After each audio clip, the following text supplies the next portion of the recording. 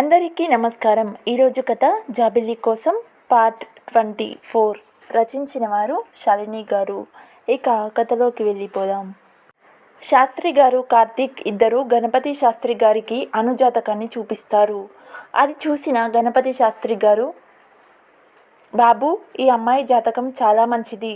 చిన్నప్పటి నుంచి కష్టాలు పడినా, ఎంతో బాధ అయినా నవ్వుతూ ఎదుర్కొంది. సమస్యలకు భయపడే స్వభావం కాదు. ఏం జరిగినా గుండె ధైర్యంతో ఎదుర్కొంటుంది. ఈ అమ్మాయి ఎవరి వెంట ఉన్నా వారికి కష్టం అనే మాట చాలా దూరంగా ఉంటుంది. ప్రేమను పంచడంలోనూ మంచితనంలోనూ ఈ అమ్మాయికి ఎవరూ సాటిరారు. కానీ ఈ అమ్మాయి కోపం శత్రువు వెన్నులో వణుకు పుట్టించగలదు. కానీ కొన్ని విషయాలలో చాలా మొండిగా నిర్ణయాలు తీసుకుంటుంది. అందువల్ల ఎవరికీ ఇబ్బంది ఉండదు, కానీ తన జీవితమే ఇబ్బందికి గురి అవుతుంది. ఈ అమ్మాయికి అన్నీ ఉన్నాయి. డబ్బు, ఆస్తి, ప్రేమించే మనుషులు అన్నీ ఉంటాయి. కానీ వాటిని నా అనుకుంటే తప్పించి దగ్గరికి రానివ్వదు. ఈ అమ్మాయి ఏ ఇంటిలో అడుగుపెట్టినా ఆ ఇంటిలోకి లక్ష్మీదేవి వచ్చి తీరుతుంది. అది అత్తవారిల్లే కాదు, ఏ ఇల్లు అయినా సరే. ఎందుకంటే ఈ అమ్మాయి ఆ అమ్మవారికి మహాభక్తురాలు. ఆ అమ్మవారిని చూడకుండా ఒక్కరోజు కూడా ఉండలేదు. ఆ అమ్మవారి లక్ష్మీ కటాక్షం ఈ అమ్మాయి మీద పూర్తిగా ఉంది. కార్తీక్ శాస్త్రి గారు, అనుకి పెళ్ళి అవుతుందా? తనకి వైధవ్యం ఉందా? గణపతి గారు, బాబు, ఏం మాట్లాడుతున్నావు? ఈ అమ్మాయికి ఈ జన్మకే కాదు, 7 జన్మలకి వైధవ్యం లేదు. అంత శక్తి ఉన్న జాతకం ఈ అమ్మాయిది. నాకు తెలిసి ఈ అమ్మాయి నేత్ర వంశానికి చెందినది. ఆ వంశానికి అమ్మవారు ఇలవేల్పు. ఈ అమ్మాయి అనన్య నేత్ర. ఆ ఇలవేల్పు అనుగ్రహంతోనే పుట్టి ఉండాలి. ఆ అమ్మవారి దయ ఈ అమ్మాయి మీద పరిపూర్ణంగా ఉంది. అందుకే ఈ అమ్మాయికి వైధవ్యం ఉండనే ఉండదు. కానీ పెద్దలు చేసిన పాపాలకి ఈ అమ్మాయి కొంత శిక్ష అనుభవించవలసి వస్తుంది. అంతేకాని ఈ అమ్మాయి జాతకానికి ఎదురు ఉండదు. కార్తీక్ కొంచెం సంతోషంతో, కొంచెం అనుమానంతో, థ్యాంక్స్ శాస్త్రి గారు. గణపతి శాస్త్రి గారు, బాబు, వచ్చే రోజులు అమ్మాయికి అంత మంచిగా లేవు. ఆ అమ్మాయి బాధపడి అవమానాలు పడే సూచనలు ఎక్కువగా కనిపిస్తున్నాయి. కార్తీక్ కంగారుగా అయ్యో అంటాడు. గణపతి శాస్త్రి గారు, కంగారు పడకు బాబు. ఆ అమ్మాయి బాధల నుంచి కోలుకోవడం కేవలం తన వల్ల మాత్రమే అవుతుంది. ఆ అమ్మాయి మెడలో 3 ముళ్ళు పడిన మరుక్షణం నుంచి అంతా మారిపోతుంది. ఆ అమ్మాయి జాగ్రత్త బాబు. అంతేనా? ఇంకా ఏమైనా అడగాలా? కార్తీక్, ఏమీ లేవండి, చాలా థ్యాంక్స్. గణపతి శాస్త్రి గారు, అయితే నేను వెళ్తాను బాబు. వెళ్తాను గురువు గారు. కార్తీక్ శాస్త్రి గారు, మంచిదండి అని చెప్తారు. గణపతి శాస్త్రి గారు వెళ్ళిపోతారు. కార్తీక్ ఇంకా ఎక్కువ అయోమయంలో ఉంటాడు. అతని మనసులో ఎన్నో ప్రశ్నలు. కానీ తన ప్రశ్నలకు జవాబు తన కళ్ళ ముందే ఉందని తెలియదు. శాస్త్రి గారు కార్తీక్ని గమనిస్తారు. శాస్త్రి గారు, బాబు, ఏం ఆలోచిస్తున్నావు? కార్తీక్, అంకుల్, నాకేమీ అర్థం కావడం లేదు. అను గురించి గణపతి శాస్త్రి గారు చెప్పిన చాలా మాటలు నిజం. కానీ అంత బాగున్నా అను జాతకం ఎలా తప్పుగా మారింది? ఆలోచిస్తుంటే ఇదంతా ఎవరో కావాలని చేసినట్లు అనిపిస్తుంది. శాస్త్రి గారు, అవును బాబు, నీ ఊహ నిజం. ఇదంతా కావాలనే చేశారు.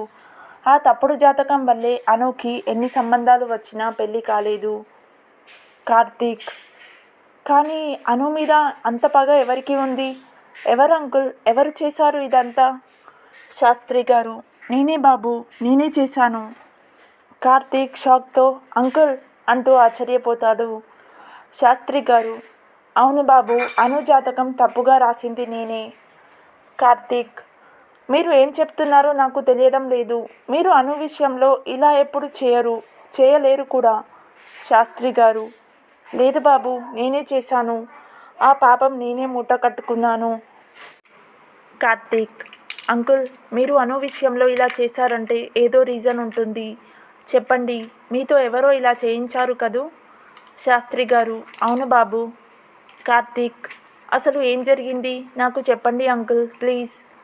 శాస్త్రి గారు, 4 సంవత్సరాల క్రితం నేను పొట్టకూటి కోసం జాతకాలు కూడా చెప్పేవాడిని. కానీ ఎన్ని జాతకాలు చెప్పినా నా ఆదాయం సరిపోయేది కాదు. అలాంటి రోజుల్లో ఒకరోజు ఒక ఆమె మా ఇంటికి వచ్చింది. ఆమె నమస్కారం శాస్త్రి గారు, నమస్కారం అమ్మ. ఆమె అనుమానంగా, ఇక్కడ నారాయణ శాస్త్రి గారు నేనేనమ్మా, లోపలికి రా. ఆమె అది అది అంటుంది. శాస్త్రి గారు, పర్వాలేదు రా అమ్మా. ఆమె లోపలికి వచ్చి శాస్త్రి గారు చూపించిన చోట కూర్చుంటుంది. శాస్త్రి గారు, ఏమ్మా, ఏదైనా పని మీద వచ్చావా? ఆమె, అవునండి, కానీ మీరు ఆ పని చేయలేరు అని నాకు అర్థమైంది, అందుకే నేను వెళ్తానండి. శాస్త్రి గారు, ఎందుకలా అనుకుంటున్నావు? ఆమె, నేను చెప్పే పని మీ విద్యకి ద్రోహం చేయడమే. మీరు అలాంటి పని చేసేవారు కాదు అని మీ ఇంటిని చూసే చెప్పొచ్చు, అందుకే వెళ్ళిపోతాను.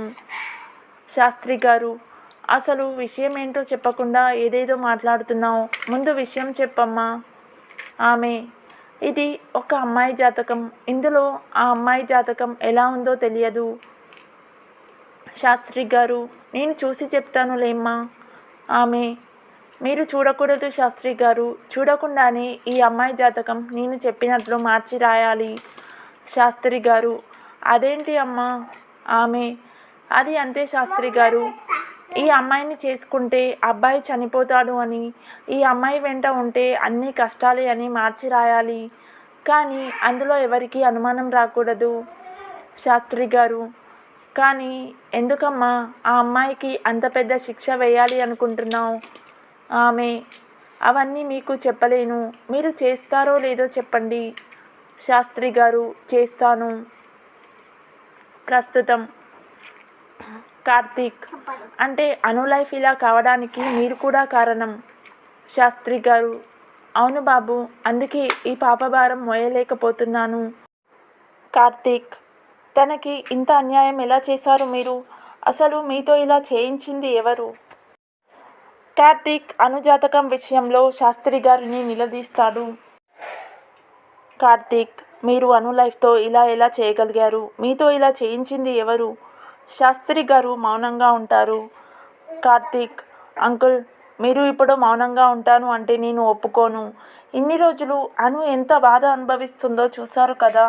చెప్పండి అంకుల్, దీనికి ఎవరు కారణం? శాస్త్రి గారు, అనునే. కార్తీక్కి తాను విన్నది నిజమో కాదో అర్థం కాలేదు. నెత్తి మీద పిడుగుపడినట్లు అయిపోయాడు. కార్తీక్, అంకుల్, మీరు ఇప్పుడు ఏమన్నారు? శాస్త్రి గారు, అను అనన్య నేత్ర. కార్తీక్, అంకుల్, మీరేం చెప్తున్నారో నాకు అర్థం కావడం లేదు.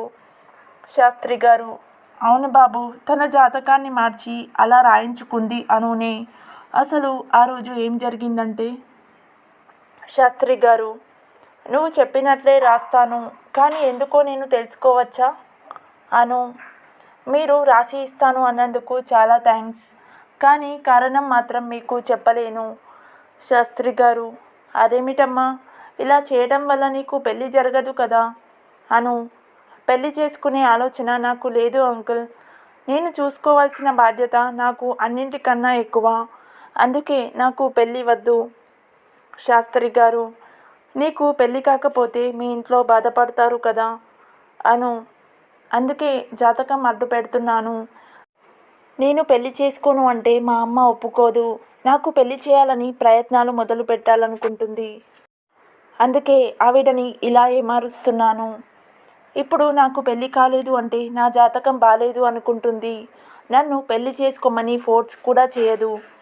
శాస్త్రి గారు, నీ బాధ్యత కోసం ఇది తప్ప వేరే దారి లేదా అమ్మా? అను, లేదండి, మిమ్మల్ని ఖచ్చితంగా ఇది చేయమని కూడా నేను చెప్పను. ఎందుకంటే మీ శ్రావణిని నేను కాపాడాను అనే అభిమానంతో మీరు నాకు ఈ హెల్ప్ చేస్తాను అంటారని మిమ్మల్ని ఇక్కడ చూడగానే నాకు అర్థమైంది. అందుకే మీకు విషయం చెప్పకుండా ఇక్కడి నుంచి వెళ్ళిపోవాలనుకున్నాను. శాస్త్రి గారు, నా కూతుర్ని కాపాడావు అని కాదమ్మా, హాస్పిటల్లోనే నువ్వేంటో నాకు అర్థమైంది. నువ్వు ఏం చేసినా అది మంచికే అని నమ్ముతాను. కానీ నేను చేసే ఈ పని వల్ల నీకు ఒక మంచి జీవితం ఏర్పడకుండా నేను పాపం చేస్తున్నాను అనిపిస్తుంది. అను శాస్త్రి గారి కాళ్ళ మీద పడి, మీరు అలా అనుకోకండి, ఇందులో మీరు చేస్తున్న పాపం ఏమీ లేదు. నా బాధ్యత తప్పించి నేను తప్పు చేయకుండా ఉండడం కోసం మీతో ఇలా చేయిస్తున్నందుకు నన్ను క్షమించండి. శాస్త్రి గారు, లేమ్మా, నువ్వు రేపు రా, నీ అబద్ధపు జాతకం సిద్ధం చేసి ఉంచుతాను. అను, సరే అంకుల్. కానీ ఒకటి, మీరు నా సరైన జాతకం చూడకండి. ఒకవేళ అది చూస్తే ఇది మార్చి రాయలేకపోవచ్చు. శాస్త్రి గారు, సరే అమ్మా అంటారు. శాస్త్రి గారు, అది బాబు జరిగింది. ఆ రోజు తాను ఎందుకు అలా రాయమందో నాకు ఇప్పటికీ తెలియదు. కానీ నేను అలా రాసి ఇచ్చి అనుకి నా విద్యకు అన్యాయం చేశాను అనిపించింది. అందుకే ఆ రోజే నిర్ణయం తీసుకున్నాను. అను పెళ్లి జరిగే వరకు నేను ఈ విద్యని మళ్ళీ అనుసరించకూడదని. అందుకే నేను జాతకాలు చూడడం మానేశాను. కానీ ఆ రోజు అను మాట కాదని తన అసలు జాతకాన్ని రాసి చూశాను. అది తీసుకువచ్చి అమ్మవారి ముందే ఉంచాను. గణపతి శాస్త్రి గారు చెప్పిన ప్రతి మాట నిజం. తాను అడుగుపెట్టిన తర్వాతే నా ఇంట లక్ష్మి నిలిచింది. ఈ విషయంలో నేను అను దగ్గర ఒక్క రూపాయి కూడా తీసుకోలేదు. కార్తీక్, అను ఎందుకు ఇలా చేసిందో మీకు చెప్పలేదా? శాస్త్రి గారు, లేదు బాబు, ఏదో బాధ్యత అంది, తప్పు చేయలేను అంది. నాకు అర్థం కాలేదు. కార్తీక్, నాకు అర్థమైంది అంకుల్. శాస్త్రి గారు, ఏంటి బాబు? కార్తీక్, తన తల్లి కోసం ఈ నిర్ణయం తీసుకుంది. తన తండ్రి అను చిన్నప్పుడే చనిపోయారు. అందుకే తన తల్లి కోసం ఇదంతా చేసింది. శాస్త్రి గారు, తల్లి కోసం ఇలా ఆలోచించిందా? కార్తీక్ సంతోషంతో, అంకుల్, నేను వెళ్ళొస్తాను. శాస్త్రి గారు, సరే బాబు. కార్తీక్ అమ్మవారికి నమస్కరించి వెళ్ళబోతుండగా ఏదో సౌండ్ వినిపించి అటువైపు చూశాడు. గణపతి, ఏమైంది అక్కడ? ఎవరో భక్తురాలు ప్రదక్షిణలు చేస్తూ కళ్ళు తిరిగి పడిపోయారు. వాళ్ళు ఇప్పుడే తీసుకొని వెళ్ళారు అని గణపతి గారు శాస్త్రి గారికి ఇచ్చిన సమాధానంతో కార్తీక్ గుడి నుంచి బయటికి వెళ్తాడు. కార్ డ్రైవ్ చేస్తూనే తన తల్లికి ఫోన్ చేసి విషయం మొత్తం చెప్తాడు. నా కోడలు ఏదో మంచిది అనుకున్నాను, కానీ మరీ ఇంత మంచిది అనుకోలేదురా. సర్లే కానీ నా కోడలతో ఒకసారి మాట్లాడించురా. నువ్వు కొంచెం జాగ్రత్తగా చూసుకో నా కోడల్ని అని చెప్పి ఫోన్ కట్ చేస్తారు రూపా గారు. వెంటనే శివాకి కూడా ఫోన్ చేసి మ్యాటర్ మొత్తం చెప్తాడు కార్తీక్. ఇది ఇంత తింగరదేంటిరా? ఇలాంటి డెసిషన్స్ ఎవరైనా తీసుకుంటారా? ఎప్పుడూ ఇంత డిఫరెంట్గా ఎలా ఆలోచిస్తుందిరా అను అంటూ గోల చేస్తాడు శివ. ఈ విషయం మీ ఆవిడకి కూడా చెప్పు అని చెప్పి ఫోన్ పెట్టేసి ఫ్లాట్కి వెళ్తాడు కార్తీక్. అను ఇంట్లో. అను, అమ్మ, ఏంటి అలా ఉన్నావు? కస్తూరి గారు, ఏం లేదు, కొంచెం నీరసంగా ఉంది. అను, అయ్యో పద అమ్మ, హాస్పిటల్కి వెళ్దాము. కస్తూరి గారు, వద్దు, హాస్పిటల్కి వెళ్ళే అంత సమస్య కాదు, నువ్వు ఆఫీస్కి వెళ్ళు. అను, నీకు బాగోకపోతే నేను ఆఫీస్కి ఎలా వెళ్తానమ్మా, ఈరోజు లీవ్ పెట్టేస్తాను. కస్తూరి గారు, వద్దు వద్దు, పడుకుంటే పోయే నీరసానికి నువ్వెందుకు ఇంత హడావిడి చేస్తున్నావు? నువ్వు వెళ్ళు. అను, సరే అమ్మా, నువ్వు జాగ్రత్త. ఏమైనా అవసరం ఉంటే ఫోన్ చేయి, నేను వెంటనే వచ్చేస్తాను. కస్తూరి గారు, సరే, నువ్వు జాగ్రత్తగా వెళ్ళిరా. అను ఆఫీస్కి వెళ్ళడానికి బయటికి వెళ్ళిపోగానే కస్తూరి గారు డోర్ వేసి అను రూమ్లోకి వెళ్తారు. రూమ్ అంతా దేనికోసమో వెతుకుతారు. ఎంత వెతికినా అది కనిపించదు. వెతుకుతూనే ఉంటారు. నెక్స్ట్ పార్ట్ నుండి ఈ సస్పెన్స్ అంతా రివీల్ అవుతుంది. మిగిలిన కథ నెక్స్ట్ పార్ట్లో చూద్దాం. If you like this video, please like, share and subscribe to my YouTube channel. Thank you.